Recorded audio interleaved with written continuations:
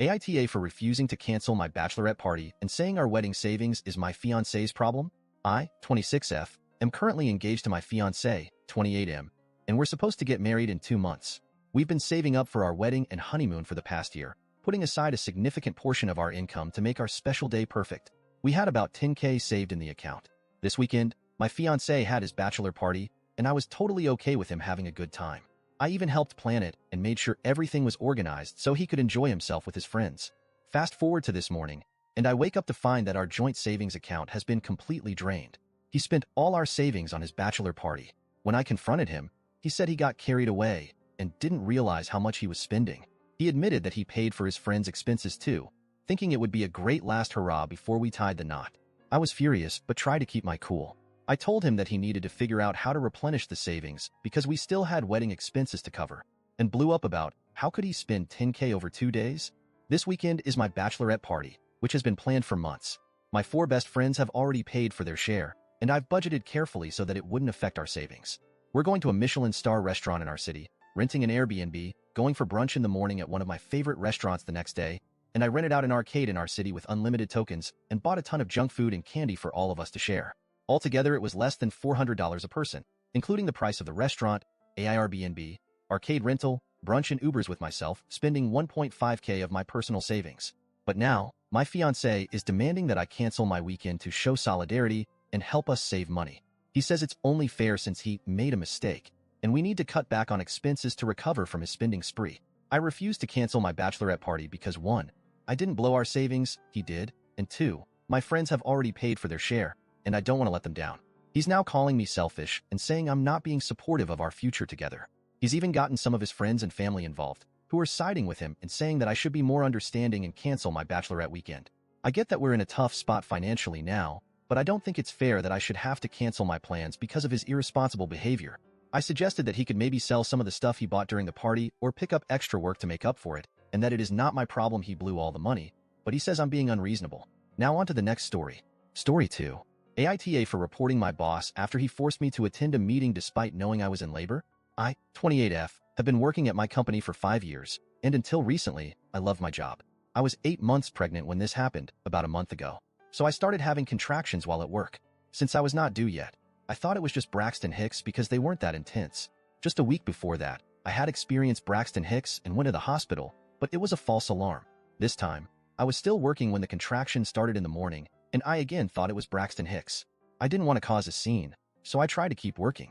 Last time I went to the hospital, my boss, John, 45M, made sarcastic comments about me being overly dramatic and joked about how I should schedule my labor around important meetings. I have social anxiety and tend to take people's crap without pushing back, so I just took it. By noon, the contractions were getting stronger and closer together, and I knew it was real labor. I needed to go to the hospital. I informed John that I was in labor and needed to leave. He rolled his eyes and said, "Just stay for the meeting at 1 p.m. It's crucial, and we need you there." I was stunned. I reiterated that I was in active labor and needed to go to the hospital immediately. John snapped back, "It's just a meeting.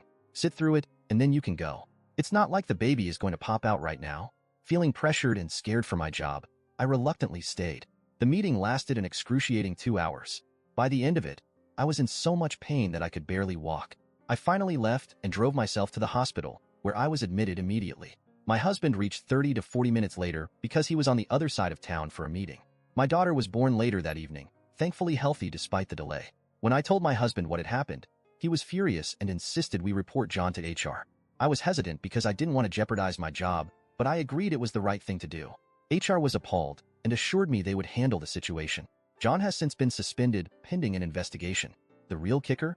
During the investigation, it came out that John had emailed the entire office while I was in labor, complaining about my lack of commitment and making fun of me for overreacting. He even implied that I was using my pregnancy as an excuse to get out of work. Now, my coworkers are pissed at me saying I overreacted and that I should have just sucked it up for the sake of the company. I've even received messages and emails from a few colleagues saying that I've ruined John's career and that he was just doing his job under pressure.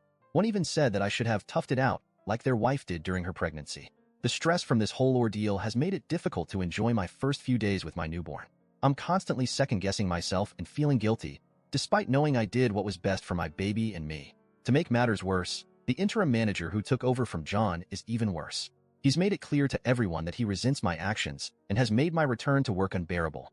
Now that my maternity leave is over, I find myself isolated at work. People give me side eyes and whisper about me. During lunch, I'm alone because no one wants to sit with the troublemaker. It feels like high school all over again. I dread going into work each day and facing the hostility and judgment. I never imagined that doing what was right for my health and my baby's well-being would turn my colleagues against me like this. It's gut-wrenching to feel so isolated and vilified for simply standing up for myself and my rights. I cry most of the time when I come home, and sometimes even in the office washroom when someone passes a comment. In the worst moments, I get mad at my husband and blame him for making me tell HR, even though I know he did the right thing. He's so sweet and never takes it to heart. I apologize soon after, but he always says he wasn't even mad and that he understands how I'm feeling, especially since I'm just 1 month postpartum. He says I should take action and complain, but I don't want to make things worse. He's also saying he can't see me like this and that I should just quit because it's hurting him. I don't know what to do. I'm just such a sensitive and emotional person in general, and now it's been worse since giving birth.